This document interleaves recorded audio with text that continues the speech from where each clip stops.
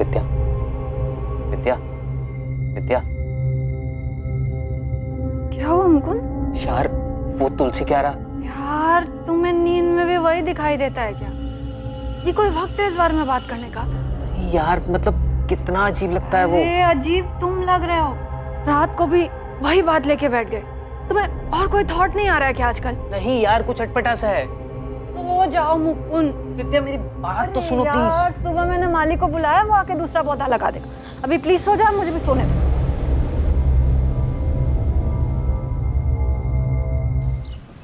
तुलसी का पौधा एक बच्चे की तरह होता है मैडम, बहुत ख्याल रखना पड़ता है। रोज पानी दो, गमले की साफ सफाई रखो और धूप भी मिलती रहनी चाहिए, वरना मुरझा जाती है तुलसी। जी भैया, मैं पूरा ध्यान रखूंगी। हाँ,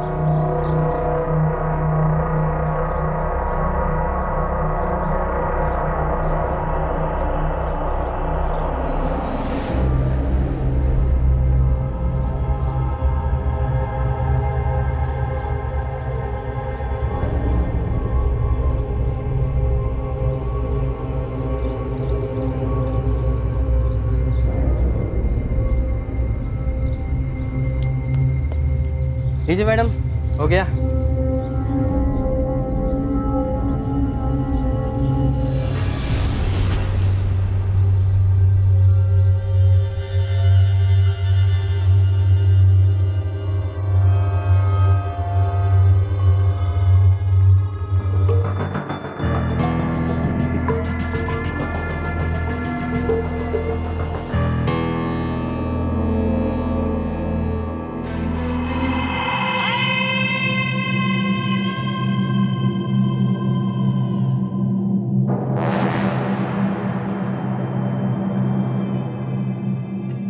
विद्या, विद्या, विद्या। अरे यार अब क्या है मुकुंद? प्लीज फिर से शुरू मत हो जाना तुम। यार उस तुलसी क्यारे को देखकर लगता है जैसे किसी ने अपना सामान लाकर हमारे घर में रख दिया हो। यार इतना बड़ा क्यों बनवाया है वो? मुझे क्या पता मुकुंद। तुम्हें नहीं लगता कि कुछ अजीब है? इतना बड़ा कौन बनवाता है? तुम एक काम क्यों नहीं करते? कल रमन भाई से बात करो, देखो वो क्या बोलते हैं।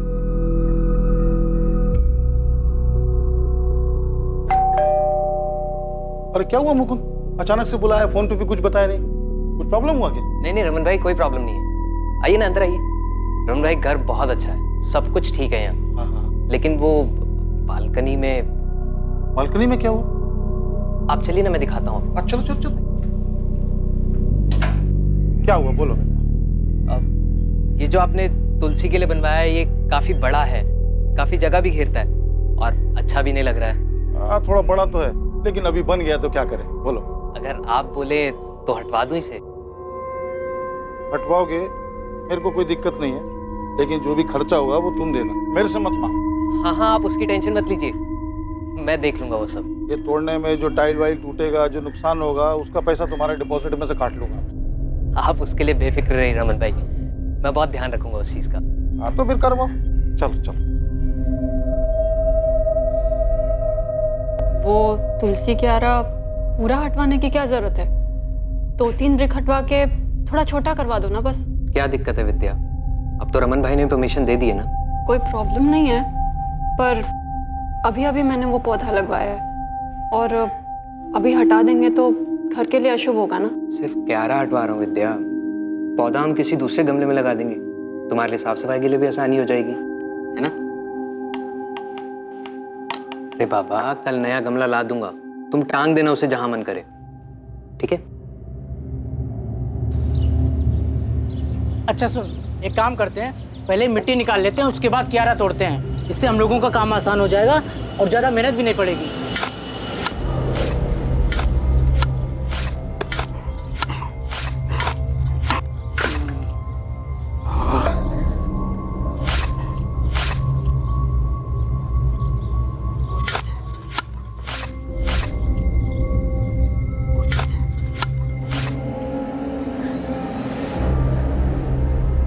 अबे ये क्या है?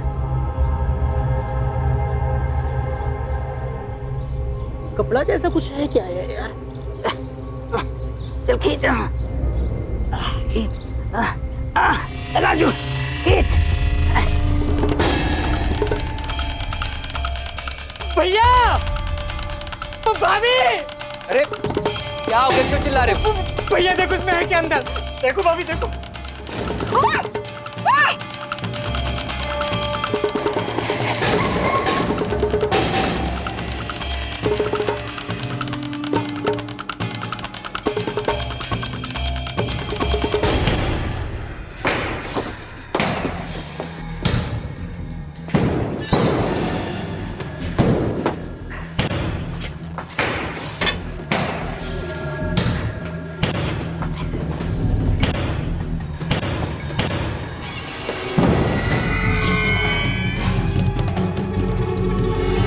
हमें बस 1 महीना ही हुआ है सर किराए पर ये फ्लैट लिए हुए।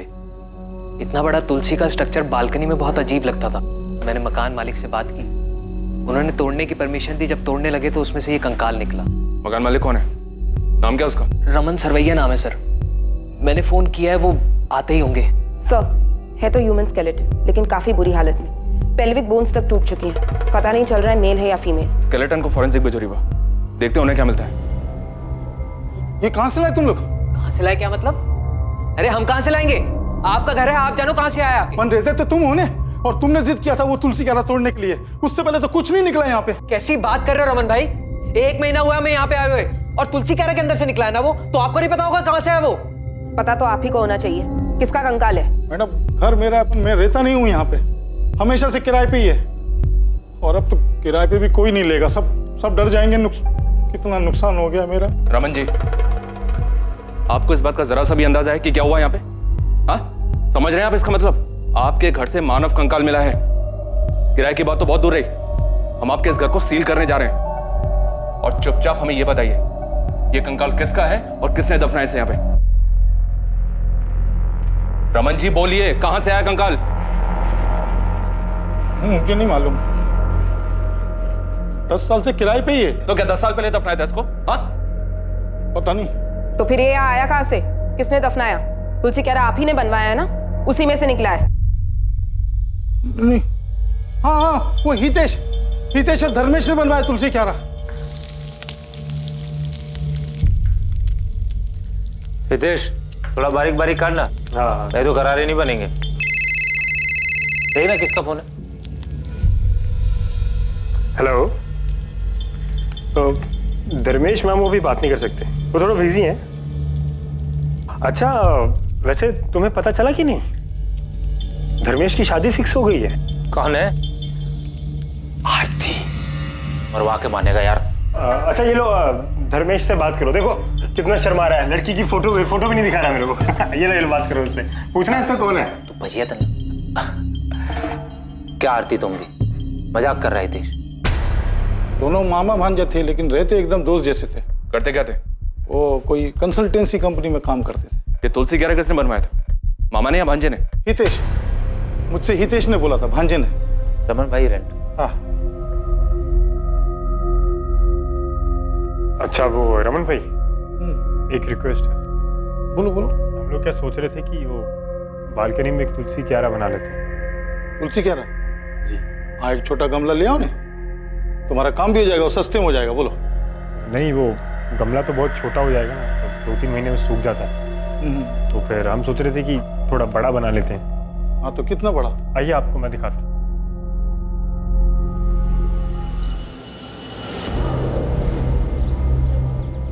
यहाँ पे समझ लो 2 फीट या 3 या 4 फीट। अरे इतना बड़ा क्यों? अरे रमन भाई बचपन से इसको तुलसी का शौक है, इसके घर में भी तुलसी है। जिद कर रहा था, मैं कहा रमन भाई से बात कर ले। अपन बोला ना गमला ले लो, ये तोड़ने ओड़ने का काम बच जाएगा और अच्छा भी नहीं लगेगा इतना बड़ा, बोल रहा हूँ। अरे रमन भाई, आप उसकी बिल्कुल चिंता मत करो, मैं एकदम अच्छे से बनवा दूंगा और पता भी नहीं चलेगा कि बाद में बना है। अरे रमन भाई बनवाने दो। रमन भाई, अच्छा सुनो, अगर बनवाना है ना तो अपने खर्चे पे बनाना, मैं दूंगा नहीं पैसा एक भी। हाँ, और नुकसान नहीं होना चाहिए। चलो बना, अगले महीने आता हूँ।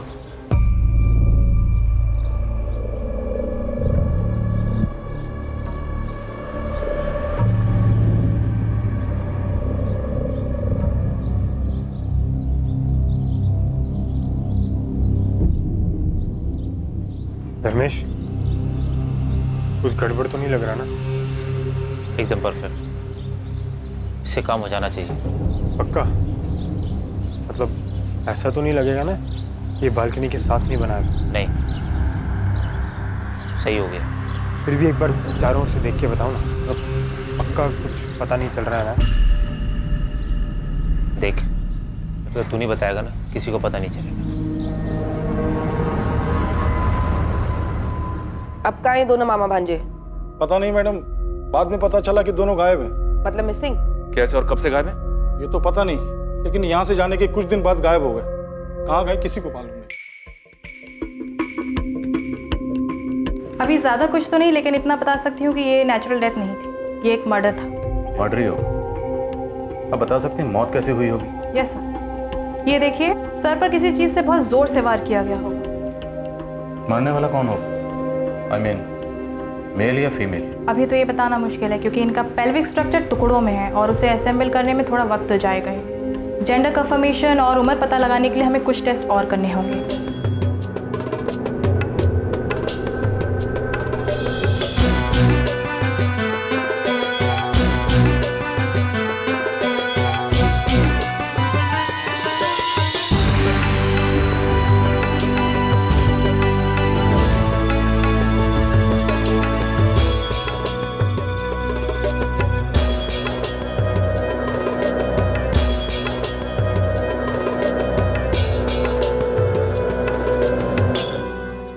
घर खाली कब किया उन दोनों ने? सर अक्टूबर 2017 में, अगस्त 2017 में उन लोगों ने बोला था कि 2 महीने में शिफ्ट कर जाएंगे, और फिर अक्टूबर में खाली कर दिया मकान। नहीं हितेश, ये धर्मेश के यहाँ से वो ऑफिस गया है ना।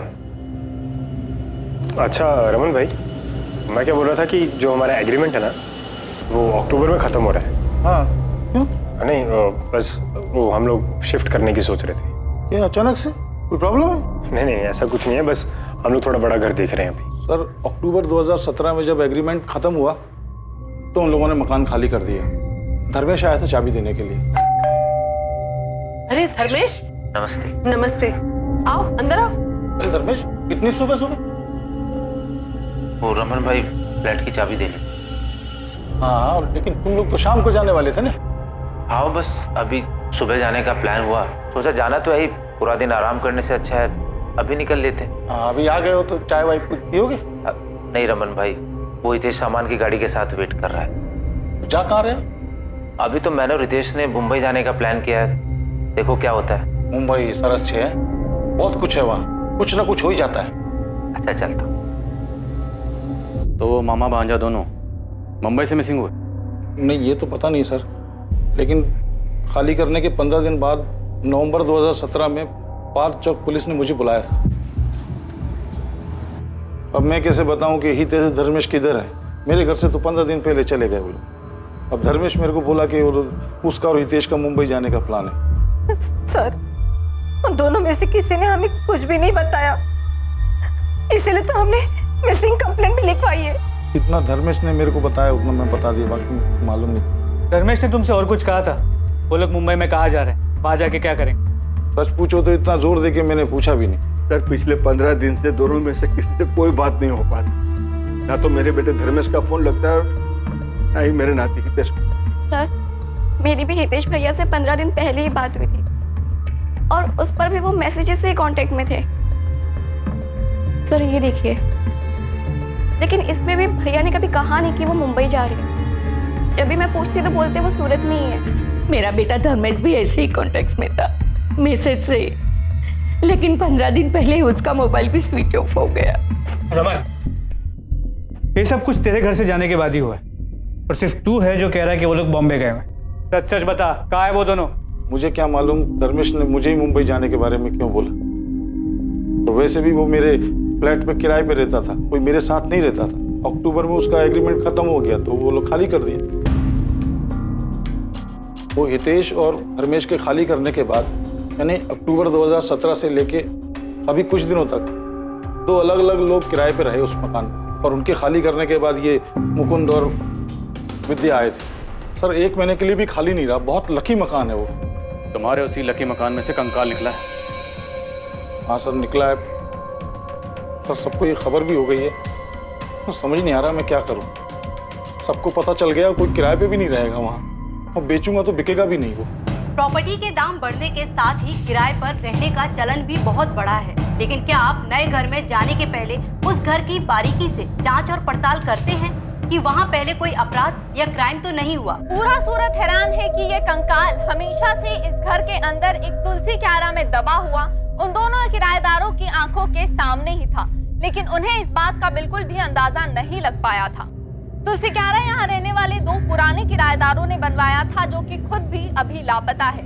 पुलिस को इस मामले में अभी तक कोई भी सफलता हासिल नहीं हुई है और वो मामले की जांच में। तुम्हें वो तुलसी क्यारा याद है ना? कैसे भूल सकता हूँ भाविनी। यार मैं सोच रहा हूँ कहीं और काम देख लो यार, यहाँ तो रात रात भर सिर्फ गधा मजदूरी करवाते हैं, और साला इतनी मेहनत के बाद सैलरी के नाम पर अकाउंट में सिर्फ चिल्लर ही आता। मेरे दोस्त मोनित को मेरे बाद जॉब लगी, 6 महीने में कार ले लिया उसने। बता रहा था उसके यहाँ कोई जूनियर मैनेजर की वैकेंसी है, ज्वाइन कर लो क्या? भाविनी ध्यान क्या तुम्हारा? कुछ नहीं रौनक, बस मैं यही सोच रही थी कि बालकनी में इतना बड़ा तुलसी क्यारा बनवाने की क्या जरूरत थी। हद है यार, मतलब मैं क्या पूछ रहा हूँ, तुम क्या बोल रही हो यार? इस हैरत अंगेज क्राइम की पल पल की खबर हम आप तक पहुंचाते रहेंगे, बने रहिए हमारे साथ। हितेश और धर्मेश के बाद जो किराएदार रहने के लिए आए थे, क्या नाम बताया उनका? वो रौनक और भाविनी सर। अभी कहाँ है? एड्रेस तो नहीं पता सर, लेकिन सूरत में ही है कहीं। फोन नंबर तो होगा? जी। धर्मेश और हितेश को अब ढूंढना मुश्किल होगा शायद। हम लोग हर जगह देख चुके, मुंबई पुलिस की भी मदद ली थी, इनके फोटोज और डिटेल्स वहां भी भिजवाए, लेकिन कुछ निकला नहीं। तो क्या केस वैसे ही रह गया? और कर भी क्या सकते, किसी करीबी को कोई अंदाजा नहीं, और दोनों की फैमिलीज को कुछ भी नहीं पता।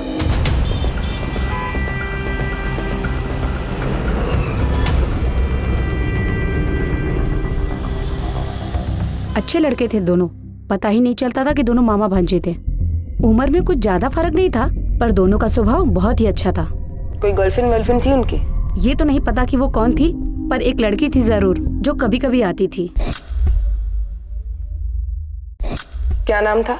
अब नाम तो नहीं जानती, लेकिन वो धर्मेश के साथ दिखती थी कभी कभी।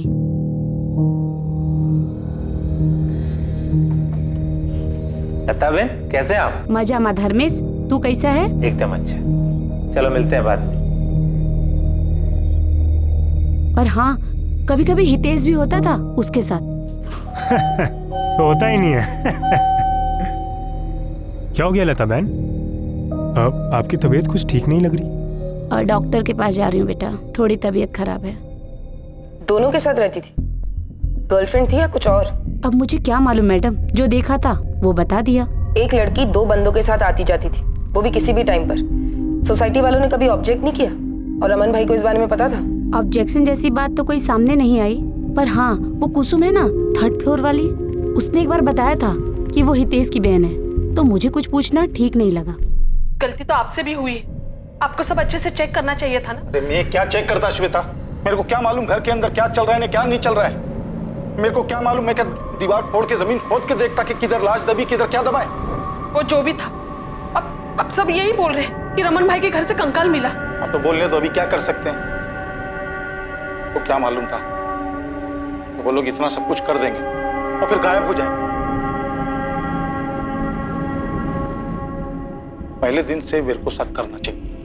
जब वो हितेश बोला था ना इतना बड़ा तुलसी क्यारा बनाने के लिए, मना कर देना चाहिए। सब पहले से प्लान किया था उन लोगों ने। जब तक तू नहीं बताएगा ना, किसी को पता नहीं चलेगा। धर्मेश और हितेश के ऑफिस गए थे आप लोग, वहां से कुछ पता चला क्या? जी, हम लोग दोनों के ऑफिस गए थे पता करने। ये धर्मेश एक कंसल्टेंसी फर्म में काम करता था। वहां उसके कलीग से बात करने के बाद मुझे लगा कि कुछ तो अटपटा है। जी हाँ, धर्मेश हमारे ही ऑफिस में काम करता था। अब काम में भी ठीक ठाक ही था, लेकिन एक दिन अचानक बोला कि वो ऑफिस छोड़ के जा रहा है। कब की बात है? जी शायद अगस्त 2017 की। ये क्या है? मेरा रेजिग्नेशन लेटर सर, मैं कल से नहीं आ पाऊँ। क्या कल से? अरे भाई अचानक ऐसा क्या हो गया कि तुम रेजिग्नेशन लेटर दे रहे हो? सर मैं सारी लाइफ ये नहीं करना चाहता। अच्छा, ताजमहल बनाना चाहते हो क्या? अरे भाई ऑफिस में एडवांस में कुछ नोटिस देने का होता है कि नहीं?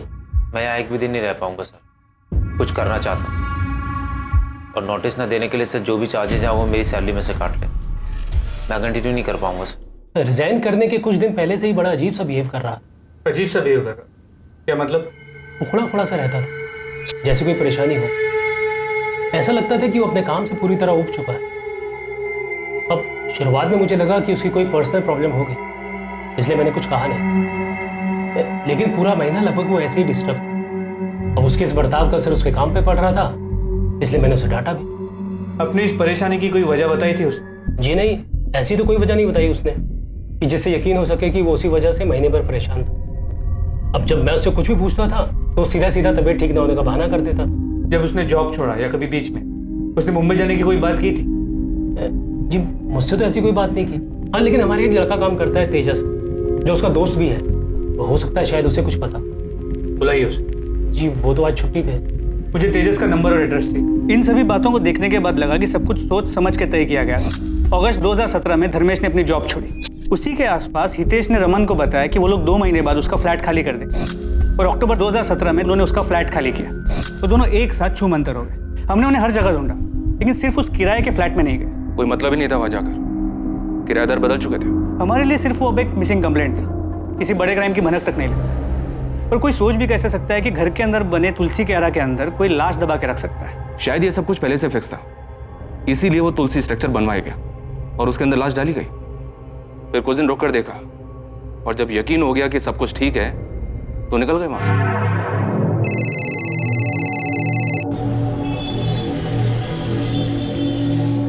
हाँ रिवा बोलो। सर, धर्मेश और हितेश के एसके अपार्टमेंट वाले पड़ोसियों से बात हुई। पता चला है किसी लड़की का उनके घर आना जाना था। लड़की? कौन थी वो? नाम एड्रेस कुछ पता चला क्या? नहीं, अब तक नहीं सर। ठीक है, पता करो। किसी लड़की के बारे में पता चला था आप लोगों को जो उनके घर आती जाती हो? हाँ, इन्वेस्टिगेशन के दौरान एक आरती चावड़ा का नाम सामने आया था। धर्मेश के दोस्त तेजस ने भी उसके बारे में बताया।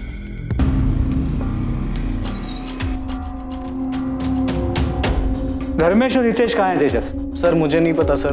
सर मेरी दोस्ती तो सिर्फ धर्मेश से थी, हितेश से मेरा कोई लेना देना नहीं है सर। इनफैक्ट नौकरी छोड़ने के बाद उसने मेरा फ़ोन उठाना भी बंद कर दिया, और थोड़े दिन के बाद उसका नंबर भी स्विच ऑफ आने लगा। तेजस, तुम ये तो जानते होगे कि ये दोनों लापता है। दोनों की फैमिलीज ने मिसिंग कंप्लेंट भी फाइल की। हाँ सर, हमारे टीम लीडर सुयश सर ने बताया था मुझे। धर्मेश ने तुम्हें कभी मुंबई जाने के बारे में कुछ बताया था? नहीं सर। ऐसे अचानक से क्यों छोड़ रहा है? तूने मुझे भी नहीं बताया। कोई दूसरी जॉब मिल गई क्या? तो अचानक क्यों छोड़ रहा है? कुछ छुपा रहा है ना तू मुझसे? वो हितेश के साथ मिलकर कुछ बड़ा प्लान कर रहा है ना तू? क्या मतलब? क्या कर रहा हूँ मैं? मतलब साफ है, कोई ऐसे जॉब क्यों छोड़ेगा यार? मतलब तुम दोनों मिलके कुछ बड़ा बिजनेस प्लान कर रहे हो। हाँ, वो अभी सोच रहा हूँ करने की। कुछ होगा तो बताऊंगा ना तुझे। इसके अलावा कुछ और नोटिस किया था? कोई लड़की वड़की का चक्कर? सर उसने कभी कुछ सामने से बताया नहीं सर। धर्मेश और हितेश के कॉल रिकॉर्ड्स में एक कॉमन नंबर मिला है। इस लड़की आरती का है। इसे कभी देखा है? सर कभी उसने किसी से मिलवाया नहीं और ना कभी कुछ बताया, पर वो फोन पर किसी से बात तो जरूर करता था। कोई लड़की थी, अब वो लड़की यही थी या कोई और, ये नहीं पता सर मुझे। तो ये आरती आप लोगों के हाथ लगी थी क्या? नहीं, उसका भी फोन बंद आ रहा था। उसके फोन डिटेल्स में जो उसका सूरत का एड्रेस था, हमने वहां जाके चेक किया। हाँ सर, ये मेरी ही किराएदार थी, लेकिन आप इसे क्यों ढूंढ रहे हैं? यहाँ से कहाँ गई? इसकी डिटेल्स होंगी ना, रेंट एग्रीमेंट तो हो गई। यहाँ से कहाँ गई ये तो पता नहीं सर, लेकिन फरवरी में वो यहाँ से चली गई थी और उसके बाद नया किराएदार आ गया तो मैंने भी एग्रीमेंट फेंक दिया। एग्रीमेंट फेंक दिया? तो क्या करता सर, यहाँ तो किराएदार आते जाते रहते हैं, और एक बार किराएदार यहाँ से चला जाए तो फिर। अपने किराएदारों के डिटेल्स आप किसी बुक में तो लिख के रखते होंगे ना? यहाँ से जाने के बाद या आने से पहले किसी ने कोई कांड किया तो? नहीं सर, अब क्या पता था कि किराएदार के एक बार जाने के बाद फिर उसे दोबारा कांटेक्ट करना पड़ेगा। लेकिन सर मैं अपने यहाँ सिर्फ शरीफों को ही कमरा किराए पर देता हूँ। शक्ल देखकर बता सकते हो कौन कांड करेगा कौन नहीं? सबसे खतरनाक मर्डर भोली शक्लों वाले लोग करते हैं। आरती ने कोई मर्डर किया है सर? वो हम इन्वेस्टिगेट कर रहे हैं। 2 लड़के गायब हैं और उनकी फैमिलीज ने मिसिंग कंप्लेंट फाइल की। आरती उन्हें जानती थी और आरती का भी फोन बंद आ रहा है। ये आरती जॉब कहाँ करती थी? किसी सॉफ्टवेयर कंपनी में HR में थी।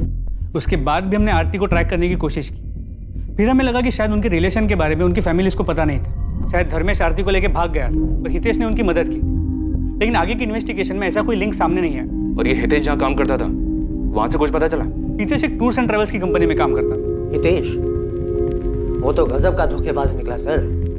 अगस्त 2017 को सैलरी निकाला मेरे पास और उसके बाद तो उसने दर्शन ही नहीं दिया। कितना फोन किया मैंने पर लड़का बात करने तक को राजी नहीं। उसके बाद कभी उससे कांटेक्ट हुआ? बस सर एक मैसेज किया था उसने, जगन भाई मैं काम छोड़ रहा हूँ, दूसरा काम पकड़ लिया है। अब मैं उसको क्या बोलता सर। शिरडी का 2 टूर सर पर था जो इस हितेश के भरोसे बुक किया था मैंने, लेकिन वो साला तो टांग दे गया ना। हितेश की बहन नमिता, माँ सरला, पिता दलपत, धर्मेश के पेरेंट्स कोकिला और हसमुख, उन दोनों की खोज खबर लेने के लिए महीनों तक फोन करते रहे। शुरू में तो वो हर हफ्ते पुलिस स्टेशन आते थे, फिर वक्त भी था तो आना बंद किया, पर पूरे 1 साल तक वो लोग फोन करते रहे। और शायद वो लोग भी ये बात समझ गए, इसलिए अक्टूबर 2018 के बाद उन्होंने कभी फोन नहीं किया। इतनी इन्वेस्टिगेशन की आप लोगों ने, कहीं किसी मोड़ पर आपको ऐसा लगा क्या कि ये दोनों किसी गलत काम में थे? सुनील, ऑफ द रिकॉर्ड कहूँ तो एक पल के लिए लगा था कि इन लोगों ने ऐसा ही कोई क्राइम किया है और इसीलिए भाग रहे हैं, लेकिन ये प्रूव करने के लिए हमारे पास कोई भी सुराग नहीं थी और फिर हम दूसरे केसेस में बिजी हो गए। लेकिन हमें कभी भी ऐसा नहीं लगा था कि इन्होंने उस किराए के फ्लैट में इतना बड़ा कांड करके लाश को दफन किया। यस, अगर वो कंकाल सामने नहीं आता तो किसी के लिए भी इस बात का अंदाजा लगाना बहुत मुश्किल था। हम लोग हार्ड एंड क्रिमिनल्स पे नजर रख के क्राइम को कंट्रोल कर सकते हैं, लेकिन कोई ऐसे लोगों का क्या करे? इनके तो घर वालों को भी नहीं पता होता कि इनके दिलों में क्या चल रहा है। बादशाह पुलिस को उनकी तहकीकात में कोई लीड नहीं मिली? नहीं सर, कोई लीड नहीं मिली। लेकिन ये भी अजीब है सर कि हितेश और धर्मेश के बाद रौनक और भाभी नहीं उसी घर में किराए पर रहे, पर उन्हें भी कोई स्मेल नहीं आई। पक्का बहुत मेहनत की होगी सर दोनों ने लाश को छिपा कर रखने में। ये भी मेक श्योर किया होगा कि कोई स्मेल ना आए, पूरी तसल्ली करने के बाद ही घर छोड़ा होगा।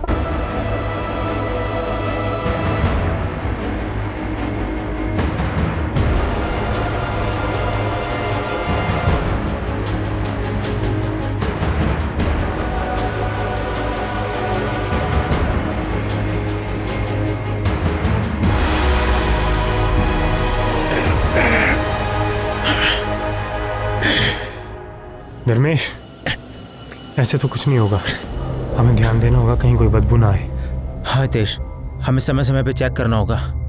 अगर पड़ोसियों को बदबू आ गई ना, हम फंस जाएंगे। ये आरती भी हमारे लिए पहेली बनी हुई है। रुपेश, कहीं वो कंकाल आरती का तो नहीं?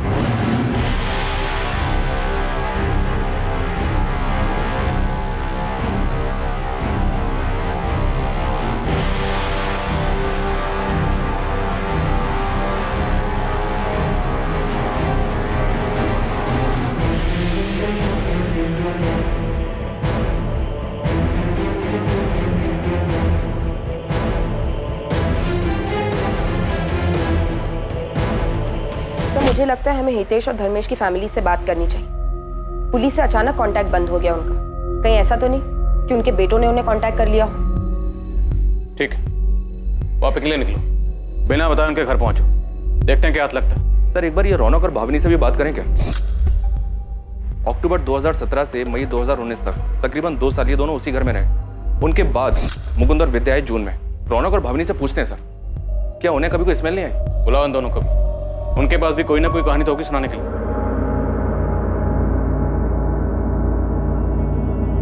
पुलिस की एक टीम हितेश और धर्मेश की फैमिली को ढूंढते हुए गुजरात के एक छोटे से शहर वापी पहुंचती है, जहां हितेश और धर्मेश की फैमिली रहती थी। दूसरी तरफ सूरत पुलिस ने रमन के पुराने किराएदार रौनक और भाविनी को पूछताछ के लिए थाने बुलाया, जो कि उस घर में धर्मेश और हितेश के जाने के बाद रहने आए थे।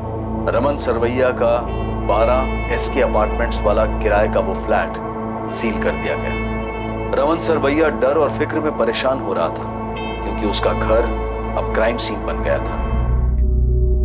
तुम लोगों ने कुछ नहीं किया तो फिर डर क्यों रहे हो? कैसे नहीं डरे सर, 2 साल रहे हम उस घर में। जब से कंकाल के मिलने की बात पता चली है, रातों की नींद गायब हो गई सर हमारी। सर हमने किसी से कहा नहीं, लेकिन वो 2 साल बहुत मुश्किलों भरे थे, इसलिए घर चेंज किया।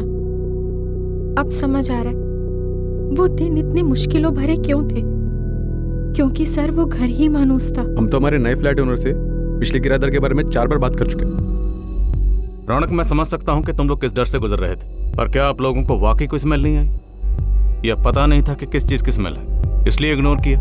सच में सर, वहाँ कोई स्मेल नहीं थी। लेकिन वो तुलसी क्यारा देखकर बड़ा अजीब सा लगता था। इतना बड़ा तुलसी क्यारा बनवाया क्यों था? हमने सोचा कि रमन भाई से बात करें, लेकिन हम कुछ नहीं बोले।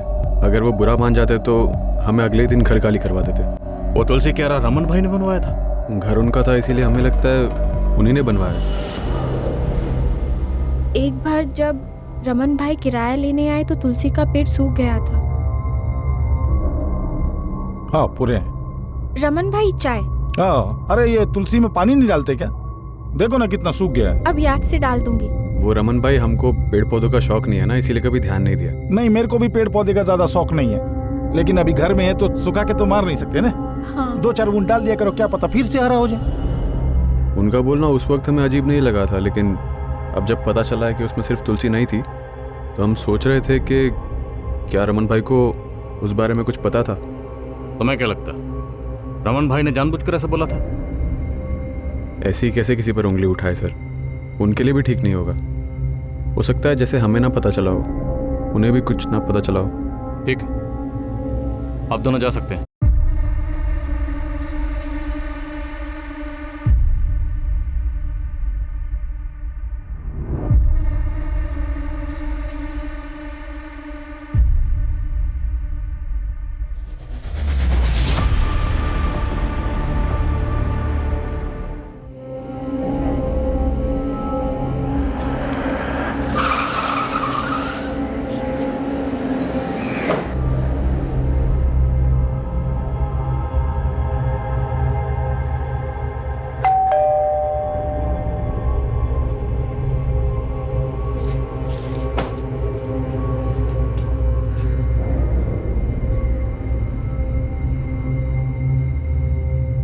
वो दोनों जिस घर में रहते थे वहां से कंकाल मिला हमें। उस घर में तुलसी क्यारा, धर्मेश और हितेश नहीं बनवाया था।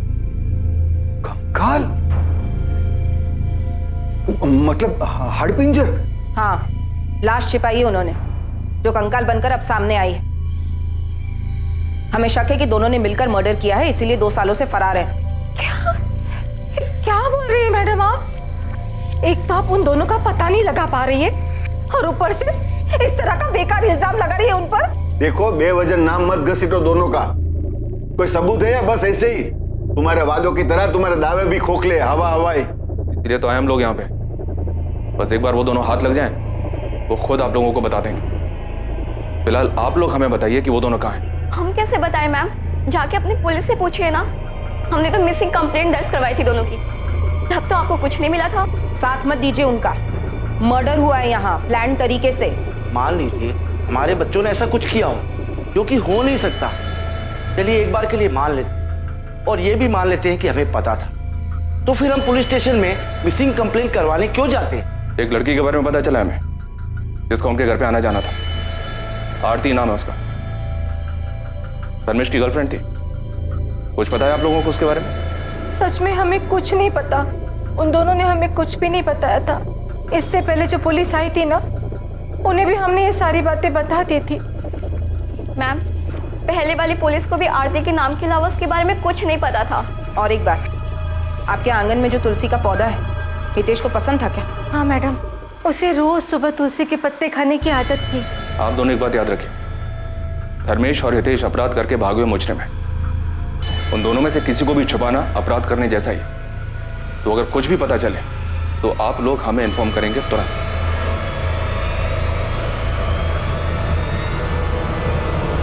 डॉक्टर, कोई नई इन्फॉर्मेशन? जी बिल्कुल, मैं आपको बता सकती हूँ कि मरने वाला कोई मेल था और उसकी उम्र तकरीबन 24 से 30 वर्ष रही होगी। और मौत कितना अर्सा पहले हुई थी? हमने जो बोन टेस्ट किए हैं उससे तो यही पता चलता है कि स्केलेटन 2 से 4 साल पुराना है। सर, अभी तक उस घर में 4 किराएदार रह चुके। पहले धर्मेश और हितेश, और उनके बाद भाविनी और रौनक। पता नहीं किसने किसको मारा है। मुझे नहीं लगता रौनक और भाविनी ने किसी को मारा, क्योंकि उनसे बातचीत में ऐसा कुछ सामने नहीं आया। ये तो अजीब ही है सर। अभी तक तो हम इस मामा भांजे की जोड़ी को सस्पेक्ट मान के चल रहे थे कि इन्होंने शायद किसी लड़की को मारा था, और शायद वो आरती होगी। लेकिन यहाँ तो मामला ही उल्टा निकला। तो फिर मरा कौन था सर? नहीं, जो भी हो, इतना तो है कि ये जुर्म तब हुआ जब उस घर में ये मामा भांजा दोनों रह रहे थे। वो दोनों गायब है, तो इन दोनों का इस जुर्म से कोई ना कोई ताल्लुक तो है। जी सर, मुझे भी ऐसा ही लगता है। वो तुलसी क्यारा भी उन दोनों की करामात थी, और उन दोनों के वापी वाले घर में भी हमने तुलसी क्यारा देखा। इस बात के चांसेस ज्यादा हैं कि इन दोनों ने किसी तीसरे को मारा, जो कि मेल था।